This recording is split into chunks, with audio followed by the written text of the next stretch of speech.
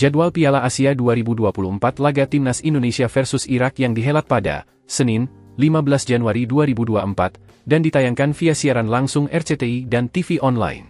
Siaran langsung Piala Asia 2024 dan link live streaming bola laga Irak versus Timnas Indonesia bisa juga diakses via live streaming RCTI di laman live streaming TV online RCTI mulai pukul 21.30 waktu Indonesia Barat. Timnas Indonesia bersiap menghadapi tantangan berat dalam pertandingan pembuka Grup D Piala Asia 2023 melawan Irak. Meski mengakui adanya selisih ranking FIFA yang signifikan, pelatih Timnas Indonesia, Shin Tae-yong, menyatakan bahwa skuad Garuda tetap optimis dan siap memberikan performa terbaik. Dalam pernyataannya, Shin Tae-yong mengakui bahwa saat ini terdapat selisih ranking yang besar antara Indonesia, posisi ke-146 FIFA, dan Irak, posisi ke-63 FIFA. Meskipun menyadari perbedaan tersebut, pelatih asal Korea Selatan itu menegaskan bahwa Timnas Indonesia tidak terpengaruh dan siap melawan Irak dengan semangat tinggi. Timnas Indonesia sudah siap menghadapi Irak. Saya setuju bahwa ada selisih ranking yang sangat besar antara Irak dan Indonesia. Tentu saja, kemampuan kami juga berbeda dengan Irak, semua orang tahu itu dan saya harus mengakuinya, ujar Shin Tae-yong. Ia menekankan bahwa tim ini masih muda dan relatif lebih lemah, tetapi berjanji untuk menunjukkan peningkatan yang signifikan. Kami akan menunjukkan performa yang lebih baik.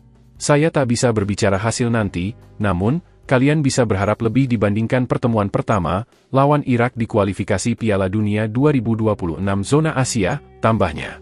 Sementara itu Irak mendapatkan kabar buruk menjelang laga melawan Timnas Indonesia di Piala Asia 2023 Qatar. Melansir dari Win-Win, kekuatan tim berjulukan Singa Mesopotamia itu di lini bertahan berkurang. Hal tersebut dikarenakan salah satu bek tengah mereka cedera. Pelatih Casas akan kehilangan jasa bek profesionalnya dari klub ABA, Arab Saudi, saat Natik, dalam pertandingan antara Irak dan Indonesia, karena menderita cedera otot, dan ketidakhadirannya dalam latihan grup tim selama 3 hari, kata sumber privat kepada Win-Win.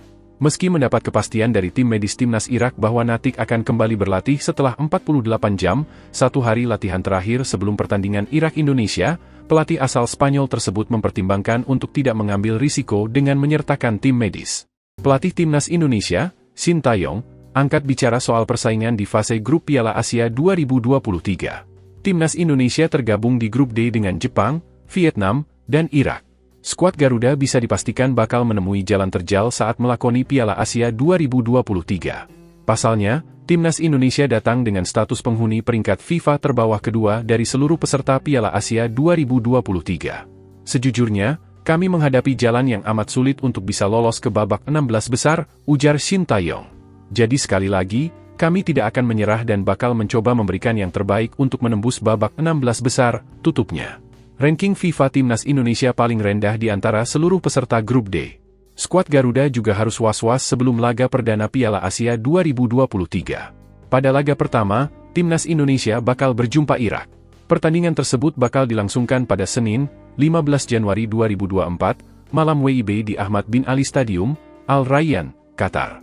Timnas Indonesia belum lama ini sempat melawan Irak. Saat itu, Timnas Indonesia kalah 1-5 dari Irak pada ajang kualifikasi Piala Dunia 2026. Timnas Indonesia tentu tak mau kalah lagi dari Irak. Shin Tae-yong mengaku sudah siap untuk memberikan penampilan lebih baik saat kembali berjumpa Irak. Tetapi kali ini kami bakal menunjukkan penampilan yang berbeda, ujar Shin Tae-yong. Jadi, sekali lagi saya tidak bisa mengungkapkan prediksi untuk hasil akhir pertandingan melawan Irak ini.